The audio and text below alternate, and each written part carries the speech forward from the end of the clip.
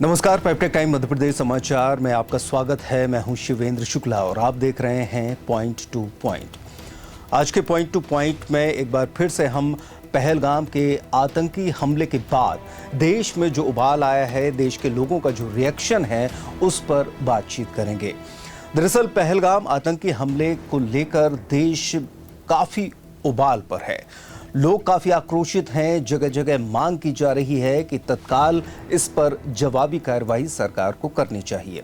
तो वहीं दूसरी ओर देश भर के साथ साथ मध्य प्रदेश में भी जगह जगह विरोध प्रदर्शन किए जा रहे हैं, कैंडल मार्च निकाले जा रहे हैं, लोगों को श्रद्धांजलि दी जा रही है। लेकिन सबसे ज्यादा गुस्सा इस बात को लेकर है कि आखिरकार जिस तरह की घटना को अंजाम दिया गया, उस घटना के बाद सरकार की तत्काल प्रतिक्रिया आनी चाहिए।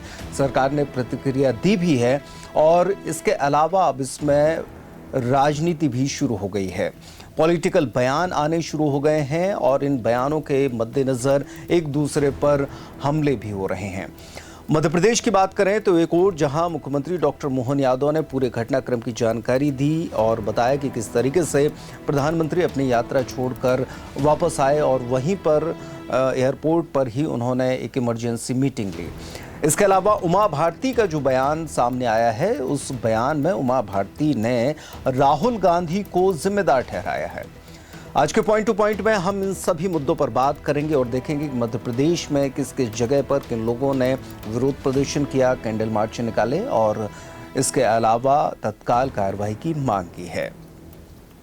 शुरुआत करते हैं छतरपुर से ही। छतरपुर में गुरुवार के दिन कांग्रेस ने एक कैंडल मार्च निकाला। कांग्रेस कार्यालय से छत्रसाल चौराहे तक एक कैंडल मार्च निकाला गया और उसके बाद इस हत्याकांड में जो पहलगाम में आतंकियों द्वारा इस घटना को अंजाम दिया गया था, उसमें जो लोग मृत हुए हैं उनको श्रद्धांजलि दी गई और एक सुर में इस बात को लेकर विरोध प्रकट किया गया कि ये घटना निकृष्टतम घटना है और इस पर सरकार को कड़े से कड़ा एक्शन लेना चाहिए।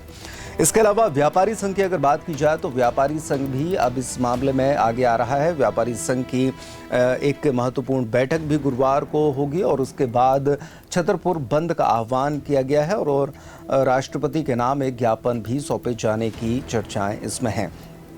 समीपस्थ जिले की बात करें, टीकमगढ़, पन्ना, सागर, सभी जगह विरोध प्रदर्शनों का सिलसिला लगातार जारी है। दमोह में भी विरोध प्रदर्शन हुए हैं और राजधानी भोपाल में लगातार प्रदर्शन चल रहे हैं। अब इस आतंकी हमले को लेकर देश में जो आक्रोश है, उसका एमपी में जगह जगह प्रदर्शन के जरिए आपको वो आक्रोश देखा जा सकता है। भोपाल, इंदौर सहित कई जिलों में पाकिस्तान के पुतले फूके गए और कई जगह रैलियां भी निकाली गईं।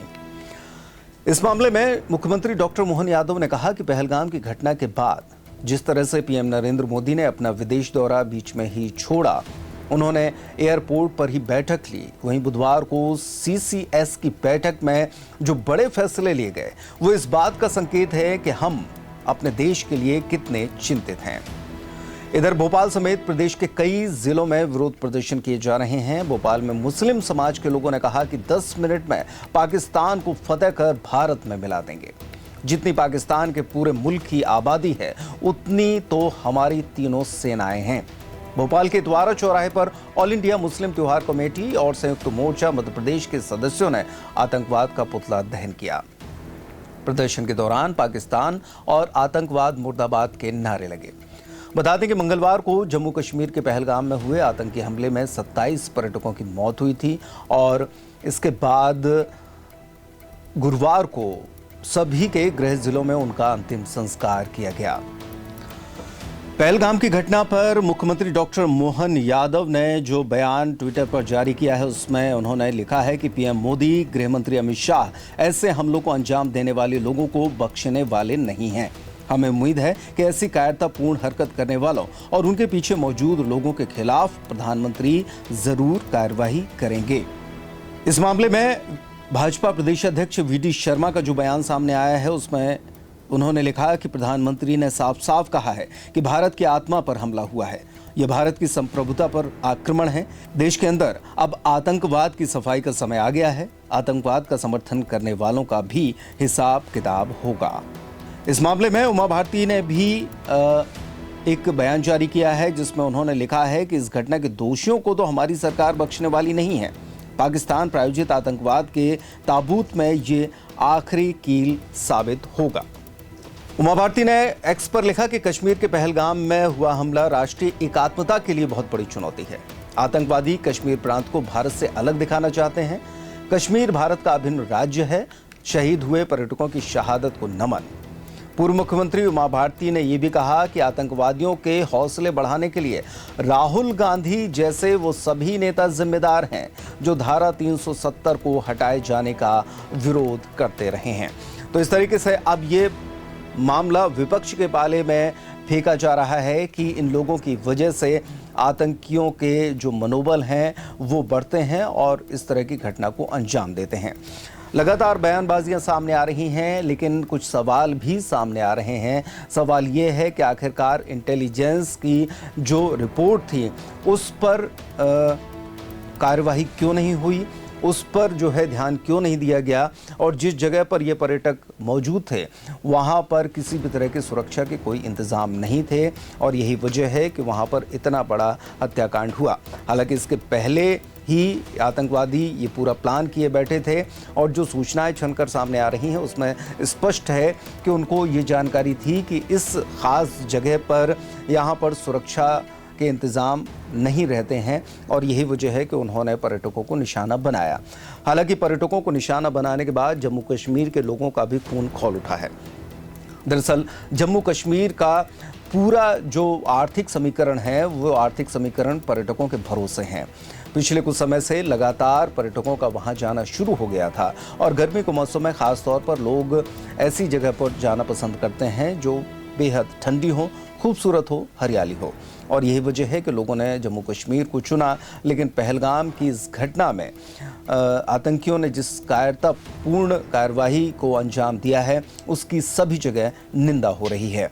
वहाँ के आर्थिक ढांचे में ये पूरी घटना एक बड़े ही ब्लास्ट का काम करेगी, क्योंकि इसके बाद जैसे कि खबरें सामने आई कि लगभग 70 से 80% होटल्स की बुकिंग कैंसिल कर दी गई है।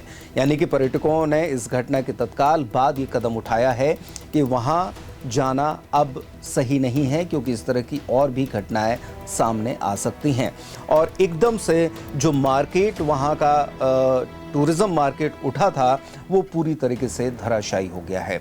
यही वजह है कि जम्मू कश्मीर के लोग भी लगातार विरोध प्रदर्शन में आगे आ रहे हैं, लानत मनालत कर रहे हैं और इस बात को लेकर उनमें भी काफ़ी आक्रोश है और उनका कहना है कि भारत सरकार जो भी कदम उठाएगी उन सब में साथ हैं। कुल मिलाकर पॉइंट टू पॉइंट में कहना यह होगा कि पूरा देश उबल रहा है, लेकिन ऐसे में राजनीति भी शुरू हो गई है। हालांकि मौका राजनीति करने का नहीं है, ऐसे में सरकार के साथ खड़े होने का है कि सरकार जो भी फैसले इस गतिविधि के विरोध में लेती है उन फैसलों के साथ सभी को एकजुट होकर खड़े रहना पड़ेगा, मजबूती दिखानी पड़ेगी, तभी हम आतंकवाद से पूरी तरीके से निपट सकते हैं। आज के पॉइंट टू पॉइंट में बस इतना ही। कुछ और नए मुद्दों के साथ आपसे फिर होगी मुलाकात। तब तक के लिए नमस्कार।